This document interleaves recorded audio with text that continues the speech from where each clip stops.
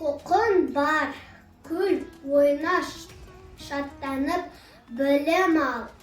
Құқың бар, табиғат сырларын біліп ал.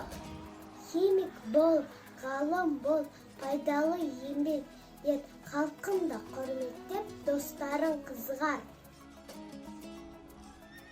Бауыржан Момышұлы атамыз азамат жолы ар жол деп айтқандай, ешкімнің ала жібін аттамай, өз құқығымызды да, өзгенің құқығын да бұзбай, тәуелсіз еліміздің арқа сүйер, айбынды, ақылды, ұл-қызы болып өсейік.